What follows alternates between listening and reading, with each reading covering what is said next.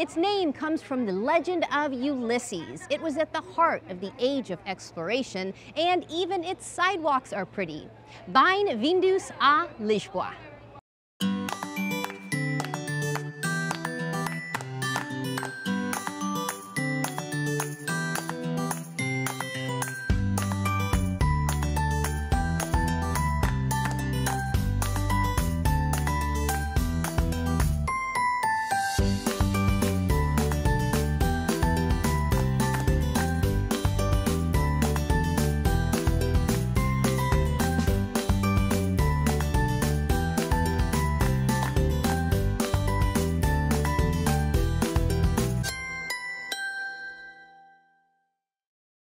Curious Traveler is made possible by the following. At Regent Seven Seas Cruises, we believe that personal space is essential to the luxury travel experience. With no more than 732 guests, our ships allow you to explore the world and discover the freedom of having space at sea.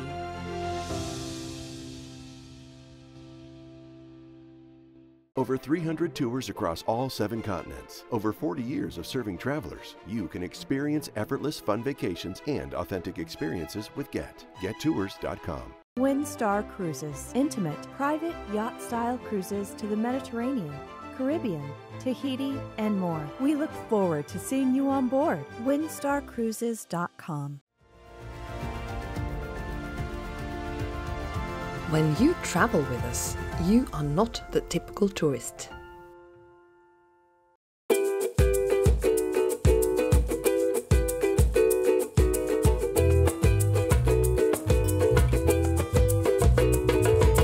Lisbon, or Lisboa as the locals say, is of course the capital of beautiful Portugal. And it is the westernmost capital of Europe. Its history runs the gamut, from Phoenicians to Romans to Visigoths to a curious line of monarchs who left behind a distinctly beautiful form of architecture. It is time to get curiosa about Lisbon. Lisbon looks like it's always dressed for a party, with its yellow buildings, frilly elevators, and its thousands upon thousands of beautiful, brightly colored and intricately patterned tiles, adorning just about every surface inside and out, and even under your feet. The history of Lisbon is just as colorful, with influences from the Phoenicians to the Greeks to the Romans to the Moors to the Crusaders. And all that history can be traced through its name of Lisbon. There are many theories to the origin of the name Lisbon. It could be from the Phoenician Alice Ubo, or from Homer's Odyssey, with Ulysses founding his Ulyssepo right here, or from the Hebrew prophet Elisha, or from the Moors Lishbuna. And if you say Alisubo, or Ulyssepo, or Elisha, or Lisbuna real fast, you can hear how we got to Lisbon and Lisboa.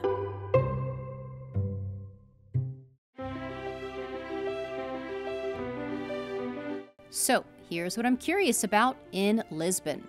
Who are all these guys looking out to sea? And what do they have to do with all the frills on this building? What do the monks of this monastery have to do with this tasty treat? Where can you find the most beautiful bright yellow welcome mat? Why is this castle so important to the history of Portugal? And why are there peacocks living inside it? When did this special type of cross become a symbol of Portugal? And what does it have to do with the age of exploration?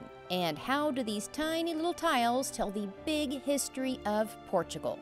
So much to be curious about in Lisbon.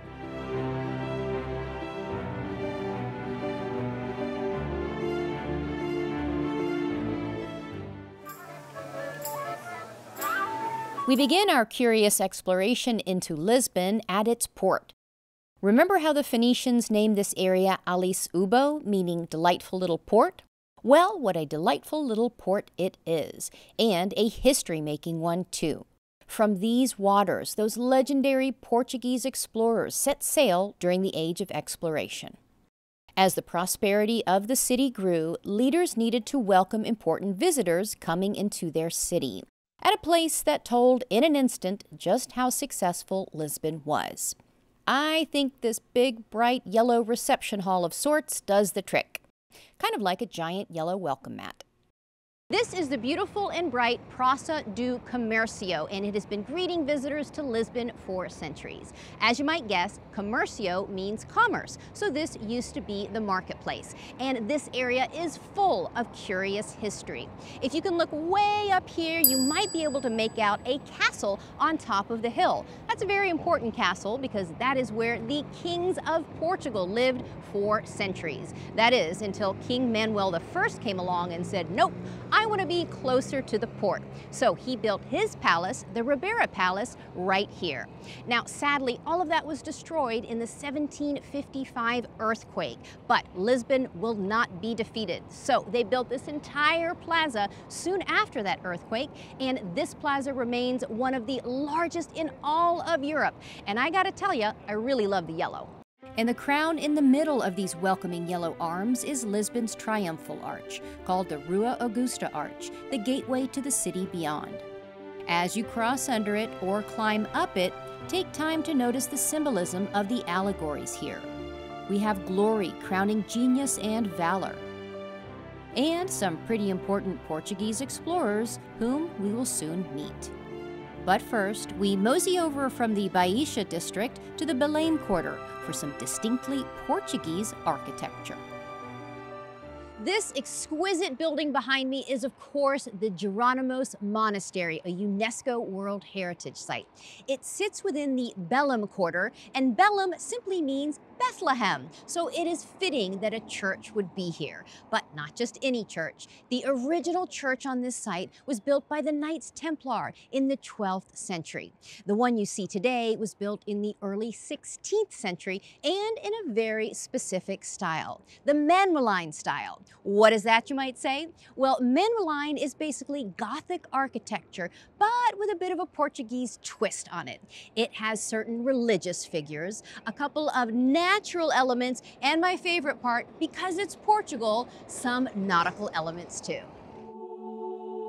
The Jeronimos Monastery is one of the most important and cherished buildings in Portugal. Prince Henry the Navigator had a small chapel built here in the 14th century. Portuguese sailors and explorers would often spend their last night here, praying and confessing their sins before embarking on dangerous world voyages the next day. Jeronimos Monastery took about 100 years to build, with more and more wealth coming in from those explorations and the expanding Portuguese Empire. Today, it stands as one of the best examples of that Manueline style of architecture. As you may have guessed, that beautiful, delicate, almost looks like lace, but it's really stone, frilly, fluffy style, is named for King Manuel I. Follow me, I know a few more Manueline elements we can spot. Here at the beautiful church door, there are all kinds of curious symbols to explore. Come on over here. Some of these are the Manueline details we were talking about earlier. Look closely, you can see kind of a cluster of grapes here, some beautiful flowers, and a stone version, at least, of those wandering vines there. And then come on over here, and we've got a pair of lions. And the lion is the symbol of St. Jerome, which gives its name to the Jeronimos Monastery. And my favorite part, because we're in Portugal, everything has to have a nautical theme, so if you look way up high, can you see that pair of mermaids? But as lovely as this style is, it was only used for a few decades. Fortunately, some of the best examples have been preserved, including the Jeronimos Monastery and our next curious stop. So, from the mermaids to the sea, we continue across the Bellum district to the water's edge, not to look for mermaids, but to look for more Manueline architecture on one of Lisbon's and Portugal's most important historic landmarks in the middle of the Tagus River. This is the mighty Bellum Tower, one of the most recognizable symbols of the city. King Manuel I had it built basically to protect his riches from any enemy ships that tried to come into Lisbon. And because he had it built, he had to put his symbols on it, of course. So do you see all those crosses there on the fortress? Well, that is a very special type of cross known as the Cross of Christ. And that particular cross became so important, it became known as the Cross of Portugal.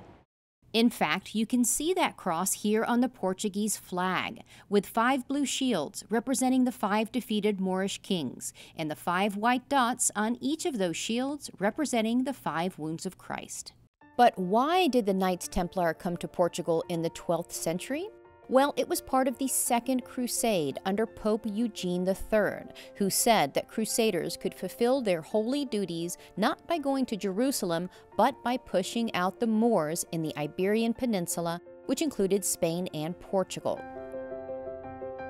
Later, in 1319, King Donimos founded a new order for the Crusaders in Portugal called the Order of Christ, and it became very, very wealthy. In fact, it funded many of the groundbreaking Age of Discovery explorations.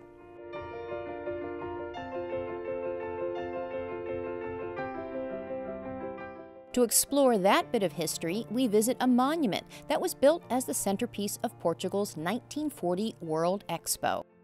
And it is right on the west coast of Lisbon for a very important reason. As we know, Portugal is at the westernmost edge of continental Europe, so it is no surprise that once upon a time, people believed this to be the edge of the entire world. So in the 15th century, it was the Portuguese explorers who led the way in the age of exploration. Of their many accomplishments, they were the first Europeans to sail all the way around Africa and land in Asia. And this monument, the Discoveries Monument, commemorates that.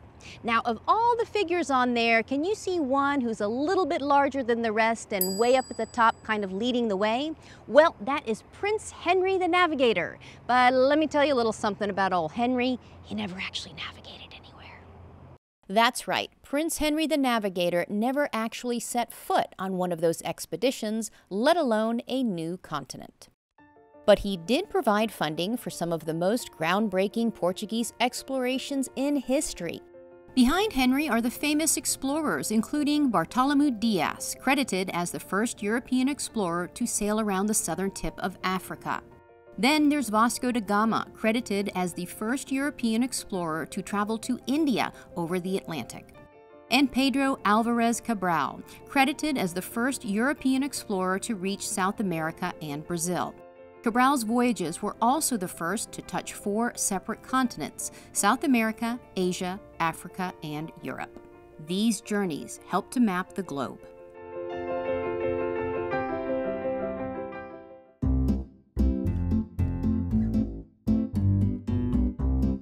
Next, before Portugal could explore the world, it had to establish a kingdom and a capital. How and where did they do all that? Follow me, I know the exact spot. Remember that castle, the one way up high? It's atop Lisbon's highest hill in the picturesque Alfama neighborhood. So let's climb to the top to get a closer look. But first, pastries. Oh, all right, we'll do the history first, pastry second. Joining us here in the Castelo district is local guide Carmo Botello. We are here at the beautiful Castle of St. George, which really should be the Castle of the Peacocks, which we'll explain in a second. It's a good thing. Which is hilarious. But let's talk about the history. This location, we've been seeing it as we've been wandering around and visiting your beautiful city here in Lisbon. It's high up on a hill. Who chose this spot? Who first had the castle built? So we are in the highest hill of Lisbon. We have 7 hills. This is the highest point of the city. Have been always since the first people to establish in Lisbon. So we can talk about Phoenicians, the Greek, the Visigoths, the Suevans. So all them select this hill to be established because you are safe and you have the river close, so you have food and you have protection. In the 11th century, Arab geographers referred to the castle as the Kasaba, or fortress, but it changed hands in a very important way in the 12th century. Our first king, Afonso Henriques, was the one responsible to conquer the city to the Moorish. The Moorish, they were living here in the castle, and we are talking about the year 1147. He surrounded the castle during 3 months, and during these 3 months, the Moors were getting out with food. So they opened the doors of the castle and the Portuguese troops entered. So this was the conquest of the city. So, after the Battle of Lisbon, the city becomes Christian, and Lisbon becomes its own independent kingdom in 1143. Then, more than a century later, in 1256, Lisbon becomes the capital of Portugal. And somewhere in between all those kings and countries, we get some peacocks. Some very beautiful, but very vocal peacocks. Wait, let's talk about the peacocks. Let's talk about the peacocks. So let's talk about the peacocks, then I'll go back to my other question. So why are there peacocks here at the Castle of St. George? During our history, we had a king, Afonso V, that he brought all the exotic animals. Lions? Yeah, lions peacocks? too, peacocks, Crazy. Elephants, and we maintain this tradition nowadays. But I love that. When a king or monarch is that wealthy, they want to show off their wealth, and they're like, well, what is more exotic? Yeah. Let's ship in lions from Africa. And animals. Nuts, but we love it. Before we leave the castle, there's one more spot to explore, showing just how far back in time this location has been occupied, and by so many different tribes, religions, and cultures. The Castle of St. George has so many amazing curiosities, and some of the best stuff is actually seen outside of the castle. Right here is this beautiful, amazing archaeological site that is open to the public, and there's a lot of different areas here. So this first one here, this used to be a gorgeous palace that was unfortunately destroyed during the 1755 earthquake. And then as we make our way around, we actually walk through different time periods. This area here that looks like a big iron box, well, that's actually fitting because inside is the oldest section of the castle complex. Archaeologists believe that this area was a fort that dates back to the 7th century BC. And last but not least, you notice this very modern looking building behind me, this big white box? Well, there's nothing modern about that either. This actually is believed to be some of the most expensive, wealthiest homes in the Islamic area. And how did archaeologists figure out these were wealthy homes? Well, something very important.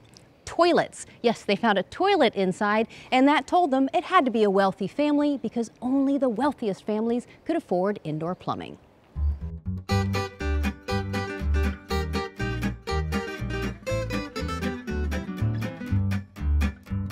Next, from ancient and medieval architecture, we now explore the more modern architecture of Portugal, which has a recurring theme to it, full of patterns, color, and history. On the palaces, on the shops, on the walls, beneath your feet, red, yellow, green, and blue, Portugal is just bursting with colorful ceramic tiles known as azulejos. But why? While decorative tiles date back to ancient Egypt and Babylonia, it was the Moors who brought this tiny art form to Portugal and Spain in the 8th century. In fact, the word azulejos is Arabic and roughly translates to polished stone.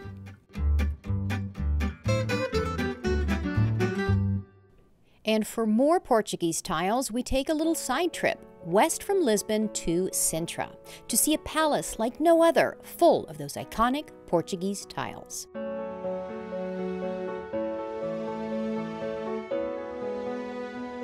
From Britain to Austria and all across Europe, the normal color of a castle is just plain gray stone, right? But why be normal when you can have a castle all decked out in orange, purple, and beautiful bright yellow? This, my friends, is the unique, to say the least, Penna Palace, a UNESCO World Heritage Site in Sintra. Built for King Ferdinand II and Queen Maria II in the mid-19th century, the architectural styles run from Moorish to Gothic to Manueline to wonderfully weird. All splashed with every color of the crayon box. Outside, the palace is also surrounded by stunning gardens in the Romanticism style of the time, complete with waterfalls, bridges, and quiet spots for contemplation. And the curiosities continue inside the palace, where we find out the origins of this one-of-a-kind royal retreat. This courtyard is a very important part of the palace. That is because it is not just any courtyard. Does it look a little bit familiar, kind of like a church? Well, that's because it is, sort of. This was actually the cloister part of that 16th century monastery that King Ferdinand purchased to help create his dream palace and park. And all these beautiful Portuguese tiles that you see here, a lot of them were already intact when he purchased the monastery, but of course the king had to add his touches too, because when it comes to those beautiful Portuguese tiles, more is always more. That's right, the palace was built atop an old monastery, and around it too. Just look at all the rooms and wings of the palace. Perhaps the most grand is this one, the Great Hall. So come on in, watch your step. You are invited into the Great Hall. Isn't it great? This is where VIPs would be received here inside the palace. And greeting them, of course, we have this very exotic torchbearer. Now you see the torch he's holding there? That's ornate enough, isn't it? But of course, here in Penna Palace, everything has to be supersized. So that same design there in the torch with the 4 torchbearers is mimicked up here in this amazing chandelier. But that's not even my favorite part. If you look over here at this window, you see it's stained glass. Now we've seen stained glass windows before, but if you look closely, doesn't this look a little bit like a collage? Well, that's because it is. The king collected stained glass from all over Europe to create these 2 very unique windows. And come a little closer here, you know how the entire palace has the beautiful coverings all along the walls and all along the ceilings? Well, this one really takes the cake because it kind of looks like a wedding cake. If you look up here and you kind of see that pink background and that very, very delicate geometric design all done in white, I think it almost looks like lace. How did they do it? But as wow-worthy as the Great Hall is, after all that entertaining, a royal needs some rest. This is the king's bedroom, and it's got a couple of elements you might expect in a typical castle and a typical king's bedroom, like this beautiful 4-poster canopy bed with that royal red and gold just for the king. But because it's Penna Palace, there are several elements you wouldn't expect in a regular castle. Just look at the wall behind me. Can you see all these beautiful Moorish designs with all those beautiful natural elements to it? And guess what? Because it's Penna Palace, it extends all the way up to the ceiling. And you can see the patterns upon patterns upon patterns all the way up, almost mimicking the night sky. I bet the king had some really sweet dreams in here.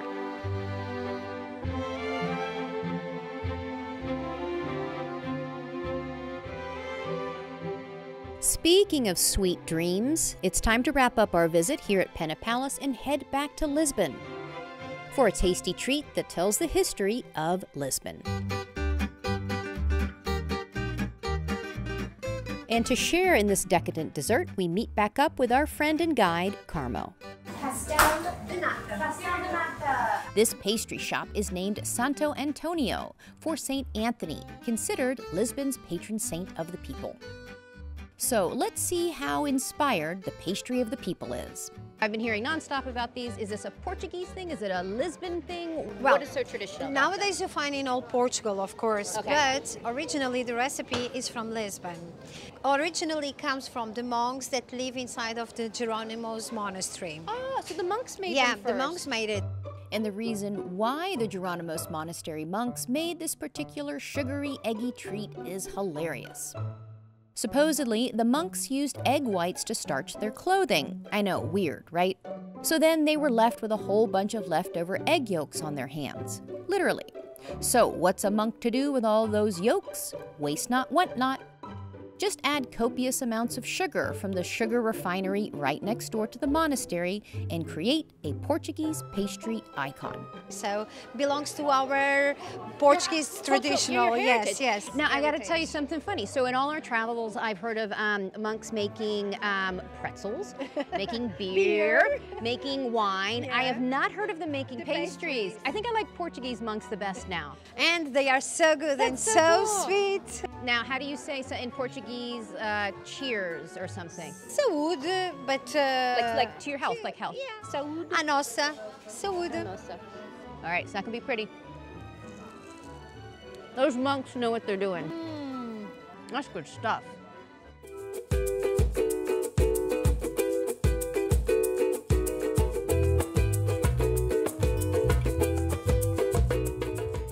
So, from a big, bright yellow welcome center to some tiny, bright yellow tasty tarts, which were produced by some savvy monks who had some leftover eggs, way more than a spoonful of sugar, and a really great idea. And those monks lived in this UNESCO status monastery, decorated in a whole new architectural style, full of frills, shells, and a curious mermaid or two. Which leads us to a mighty tower along the water with some curious crosses, which are connected to the watery age of exploration, which spread a language and a culture around the globe and forever changed our history. To a mighty castle on a hill with ancient history and some very vocal peacocks. To those ever-present, ever-beautiful tiny tiles which trace the North African, the Spanish, and the oh-so-pretty history of Portugal. Lisbon, or Lisboa, has so much to be curious about. Thank you for joining us on our educational journey, and hopefully now you're even more curious about the who, what, where, why, when, and hows of Curious Lisbon.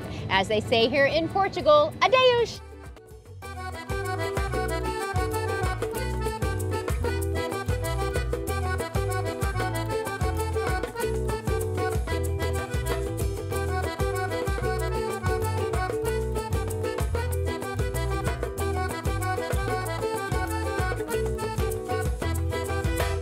Curious Traveler is made possible by the following. At Regent Seven Seas Cruises, we believe that personal space is essential to the luxury travel experience. With no more than 732 guests, our ships allow you to explore the world and discover the freedom of having space at sea.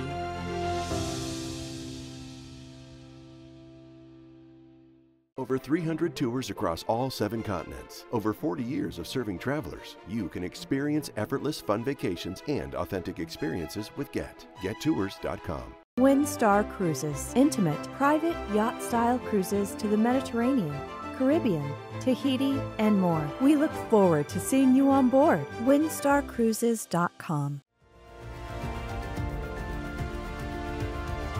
When you travel with us, you are not the typical tourist. And closed captioning provided by TAP Air Portugal. Still curious? Go to CuriousTravelerTV.com and follow us on Facebook at Curious Traveler TV, on Twitter at CuriousTravTV, and on Instagram at Curious Traveler TV.